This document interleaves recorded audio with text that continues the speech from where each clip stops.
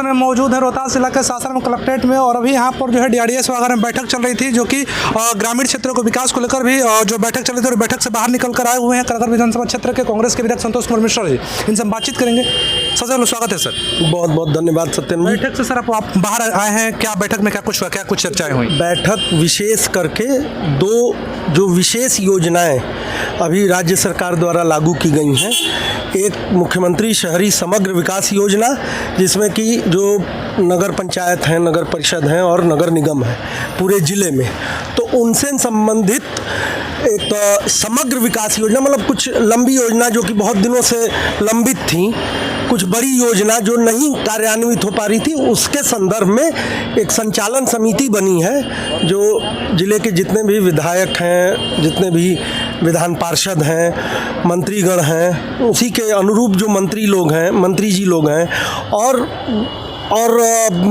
आपको माननीय प्रभारी मंत्री जो हैं, जिला प्रभारी मंत्री, उसके अध्यक्ष हैं, उनकी अध्यक्षता में हम लोगों की एक संचालन समिति है और हम लोगों से योजनाओं की मांग की गई है जिसका कि त्वरित निष्पादन किया जाएगा। अच्छा सर, एक और सवाल के भी अभी न्यूज में सुन रहे होंगे कि लगातार कुछ पिछले बात करें तो बिहार में पुल पुलिया जो है गिर जाते हैं, ढह जाते हैं, जहाँ देखा जाए वहाँ पर भी खबर आती है कि वहाँ जगह पे पुल पुलिया बनी थी उसको ढह गई। इस पर आप क्या कहना चाहेंगे? नहीं, निश्चित रूप से ये चिंता का विषय था और ये शुरुआत अगर देखा जाए तो सबसे पहले हम ही लोग के विधानसभा क्षेत्र से शुरू हुआ।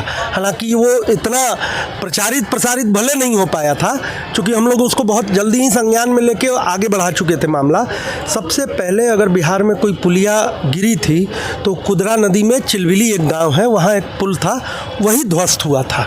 उसके बाद तो जून जुलाई में आपने देखा कि तो ये बहुत ही चिंता की बात है।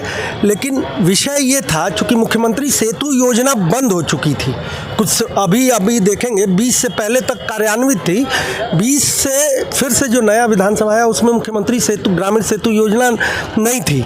लेकिन इसके लिए माननीय मुख्यमंत्री जी को भी हम धन्यवाद देंगे कि फिर से इस योजना की शुरुआत कर दी गई है और उसके तहत बहुत ही कम से कम अपने ज़िला के बारे में तो मैं जानता हूं कि पूरी तरीक़ों से हम लोगों से भी फीडबैक लिया गया है और विभाग ने भी अपना एक पूरा डेटा बना चुके हैं। वो लोग क्षतिग्रस्त पुलों का अलग डेटा है और नए पुल कहाँ निर्माण करने हैं उसका अलग डेटा है। इसके तहत करीब अगर करहगर, कोचस और सीसागर में देखेंगे, मेरे विधानसभा क्षेत्र से लेंगे तो करीब ऐसे 13-14 पुल प्राथमिकता सूची में लिए जा चुके हैं। अगर आप कहिएगा तो उसको फॉरवर्ड भी कर दूंगा आपको। एक और सवाल रहेगा सर कि बिहार की जो जनता है आज आम दिनों में परेशान हो चुकी है स्मार्ट मीटर की वजह से, और इसके साथ साथ अगर बात करें तो जमीन सर्वे की वजह से बहुत सारी परेशानी उनको हो रही है। अब कांग्रेस के एक विधायक हैं, इस पर क्या कहना चाहेंगे?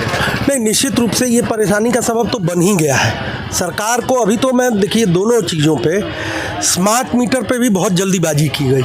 स्मार्ट मीटर की जो योजना इन लोगों ने चलाई, पहले से भी देखिए स्मार्ट मीटर पहले से था, अब ये प्रीपेड स्मार्ट मीटर हो गया है। तो स्मार्ट मीटर जो इलेक्ट्रॉनिक स्मार्ट मीटर चल रहा था उसके जगह पे आप अचानक ही, उसमें दो विसंगतियां हैं। आप सेवा प्रदाता हैं, बिजली कंपनियां सेवा प्रदाता हैं, आप सेवा सर्विस देना चाहते हैं और सर्विस से पहले पैसा ले लेते हैं। जो उपभोक्ता है उनसे पहले पैसा ले लीजिएगा। ये कहीं नियम आपने देखा है?